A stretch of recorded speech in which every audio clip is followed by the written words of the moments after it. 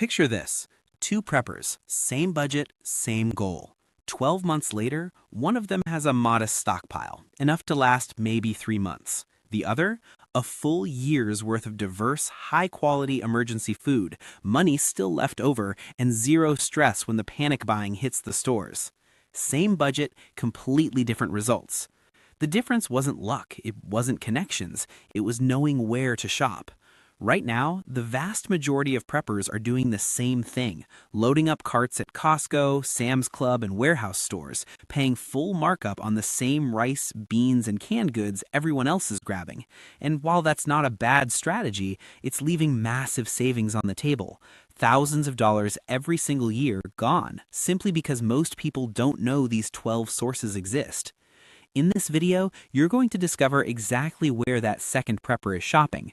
12 unconventional, battle-tested sources that a quiet minority of serious preppers are using to build stockpiles that are bigger, more diverse, and more affordable than anything you'll find following mainstream advice.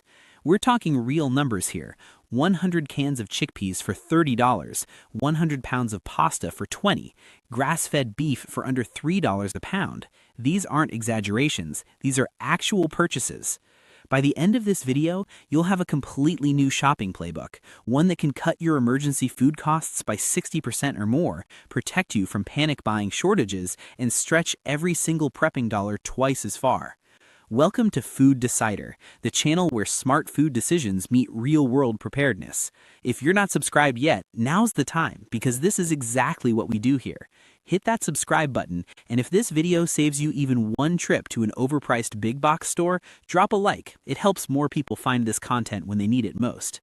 Now, let's get into it. Let's start with a hard truth most preppers never hear. The biggest savings in emergency food shopping aren't hiding in better coupons or smarter grocery lists. They're hiding behind doors most people assume aren't open to them. Commercial doors, trade doors, the kind of places that supply restaurants, caterers, and food businesses, and that most regular shoppers walked right past without a second glance. Here's the first secret. Restaurant supply stores are open to the public far more often than you think.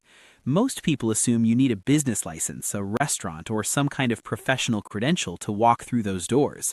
In reality, many restaurant supply stores welcome anyone willing to buy in bulk. And once you're inside, the numbers are almost hard to believe. Think about a recent haul that cost $83, 50 pounds of rice, 20 pounds of dried beans, industrial-sized containers of spices, and commercial-grade olive oil. Take that exact same shopping list to any regular grocery chain, and you're looking at $200 minimum. That's not a small difference. That's more than half your money back in your pocket from a single trip. What makes these stores especially powerful for preppers goes beyond just price.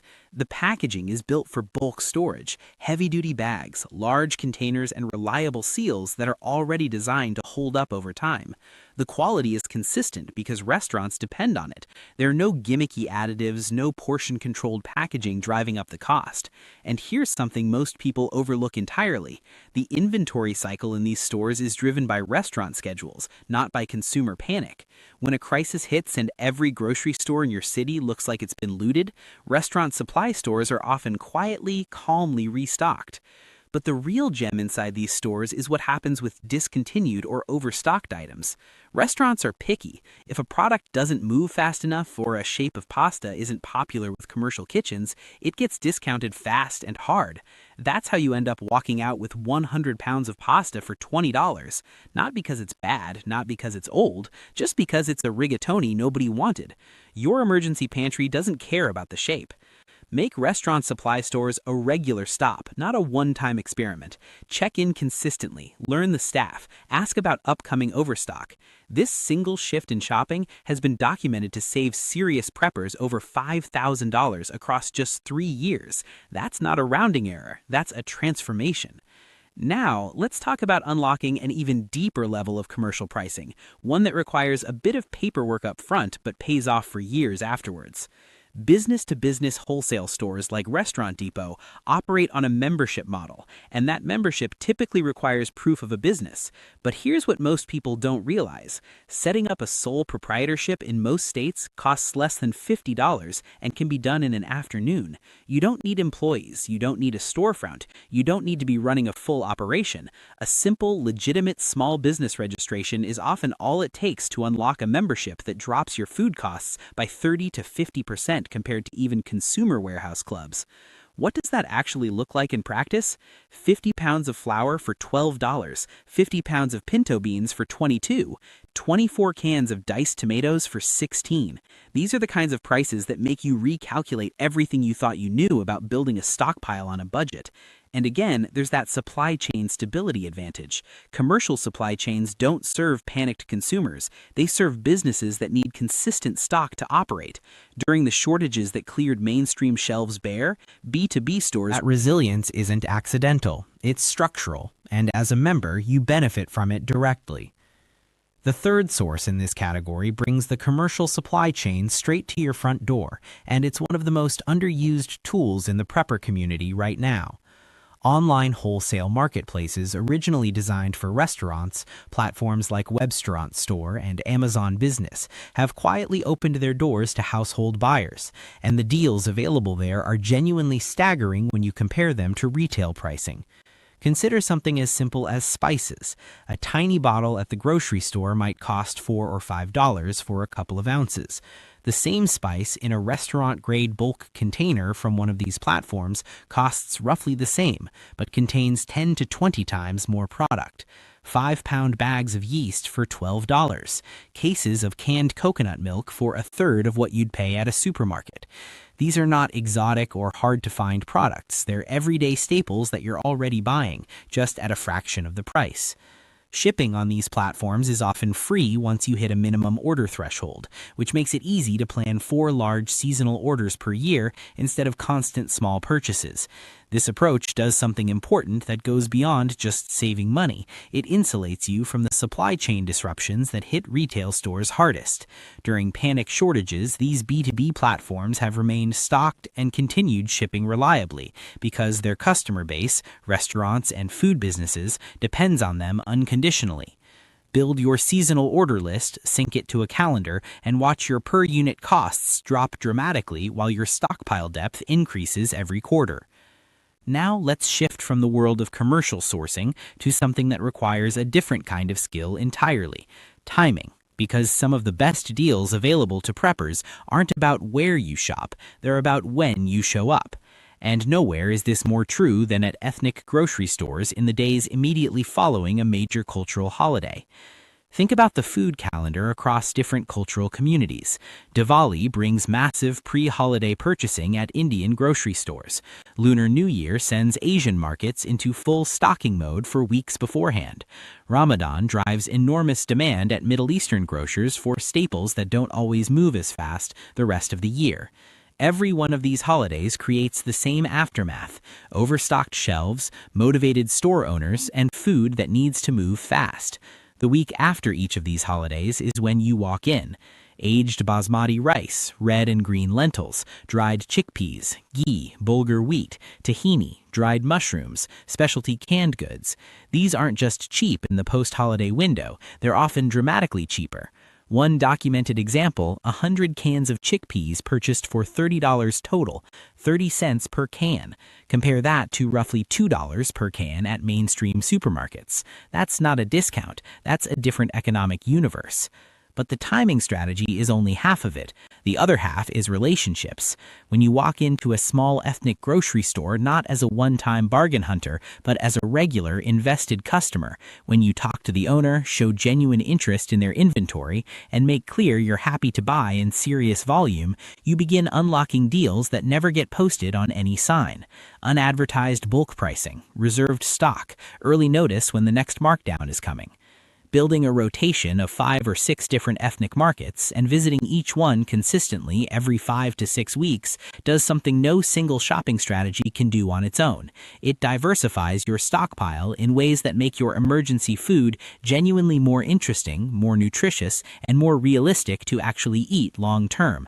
That matters more than most preppers account for. Now let's talk about closing time, specifically what happens at a farmer's market in the last 30 minutes of the day. Farmers show up at market with product they grew, harvested, and transported. Whatever doesn't sell goes back in the truck, gets composted, or goes to waste. No farmer wants that outcome. So in those final 30 minutes, prices start dropping, sometimes by 50%, sometimes by 70 or more, because moving product at a low price is always better than moving it in a wheelbarrow.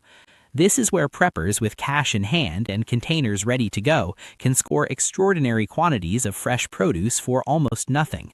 Arrive early enough to know what's available and at what price.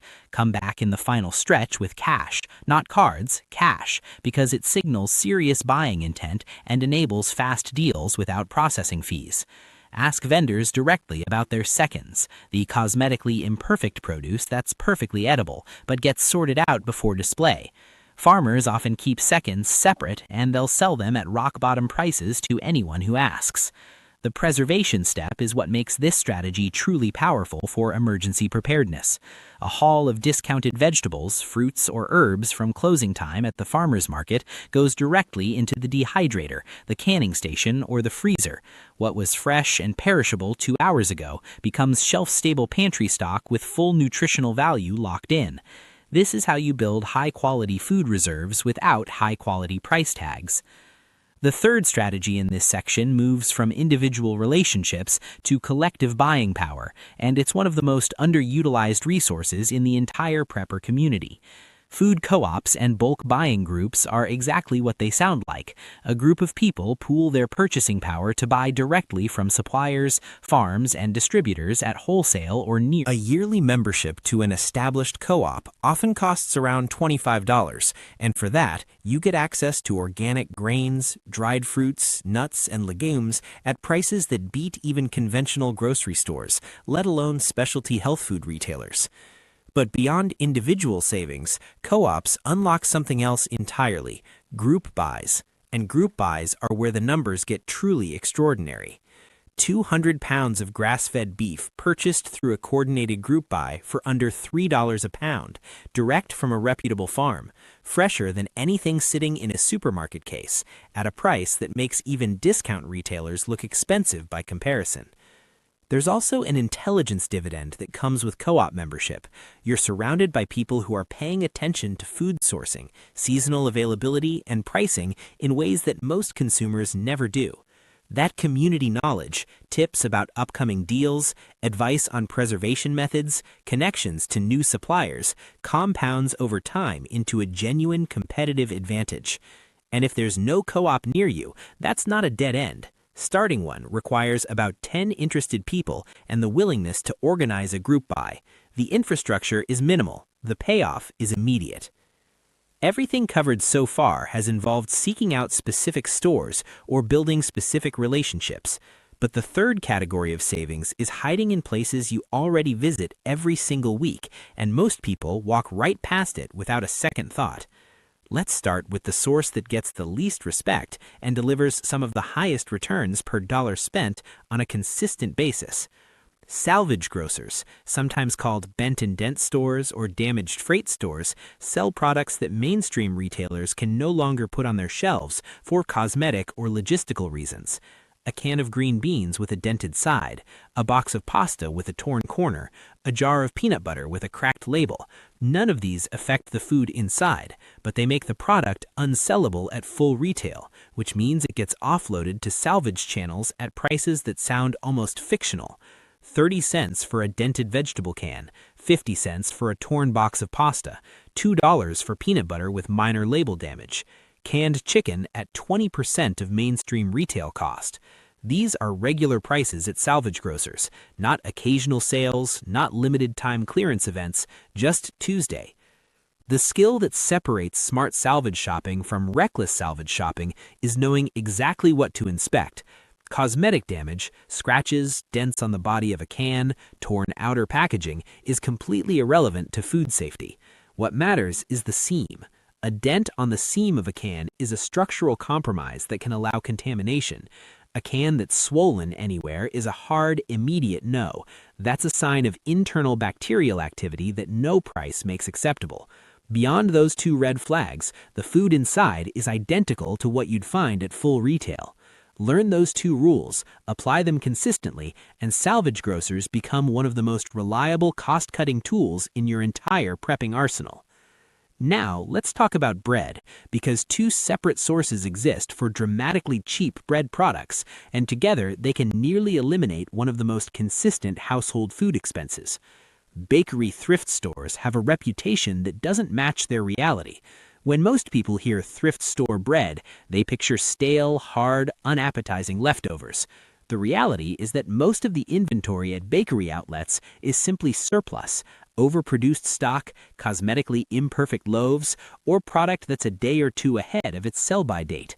Not bad, not stale, just surplus. For a family of 4, the comparison is striking. Spending roughly $15 a month on bread products at a bakery thrift store versus $50 to $70 at a regular supermarket for equivalent volume. That gap, sustained over a year, is meaningful money, and money that goes directly into expanding other parts of your stockpile. The preservation strategy turns this from a good deal into a great one. Bread freezes perfectly for months with no quality loss. Freeze it the same day you buy it, and it's as good as fresh when you pull it out. Dehydrate bread, and it becomes shelf-stable for emergencies. Rehydrated bread cubes are versatile, calorie-dense, and completely practical in a long-term food security situation. And don't overlook the post-holiday angle. Right after events like the 4th of July, bakery thrift stores fill up with seasonal bread items selling at 90% off. Right alongside bakery thrift stores is the local artisan bakery day-old program, a source that most people have never even thought to ask about. Small bakeries bake fresh every day, which means yesterday's loaves need to move fast.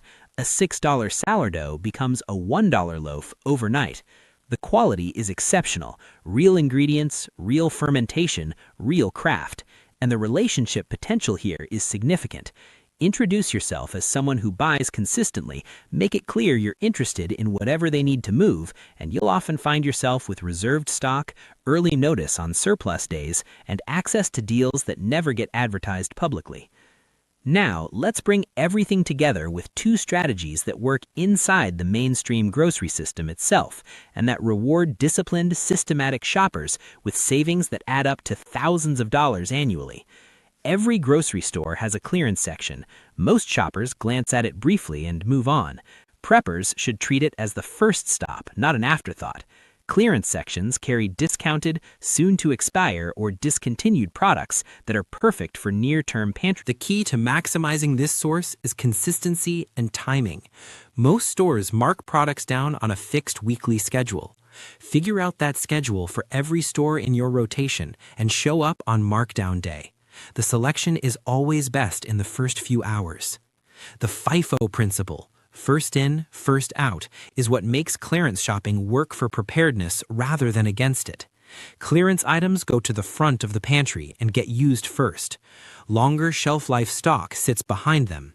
Perishables from the clearance section go directly into preservation, dehydrated, canned, or frozen the same day. This isn't just smart, it's a complete sustainable system. One underrated tactic that few preppers think to use: tell staff you're buying in bulk. Many grocery employees will tip you off about upcoming markdowns before they hit the floor. Build those relationships and you'll often get first access to the biggest discounts. The final strategy takes everything one step further, and it's built entirely around a fundamental economic quirk of how grocery stores operate. Loss leaders are products sold below cost, sometimes far below cost, to drive foot traffic into the store. Retailers know that customers who come in for a loss leader will typically buy other full-margin products while they're there. The average consumer does exactly that. The savvy prepper does the opposite. They come in, buy the loss leader, and leave. Subscribe to every grocery store flyer in your area. Many stores also have email newsletters or apps with digital deals that go deeper than the print flyer. Build a price notebook, a simple running log of the lowest price you've ever seen on each staple, and use it to recognize a genuine loss leader the moment you see one. One documented shopping week, chicken breast for $1.99 per pound, canned tomatoes for 50 cents, rice for 20 cents per pound. Those are loss leader prices, available to anyone paying attention. The discipline to rotate between 5 stores and buy strictly loss leaders, nothing else, no impulse purchases, no full-price convenience items, is what turns this strategy from a nice occasional saving into a structural advantage. Documented annual savings from this approach alone consistently hit $4,000 or more. Combined with everything else in this video, the cumulative effect is transformative. Here's the bottom line. Building a serious emergency food stockpile on a serious budget is not about sacrifice. It's not about eating food you don't enjoy or settling for a pantry full of mystery cans.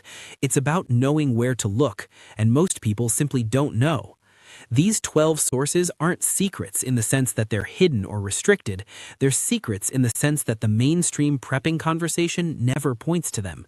Everyone gets funneled toward the same big box retailers, paying the same inflated prices, building the same predictable stockpile.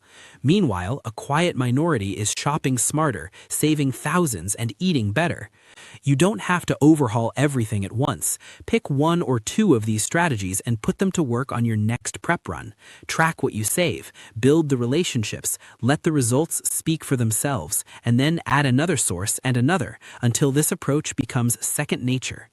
This channel exists to give you exactly this kind of advantage.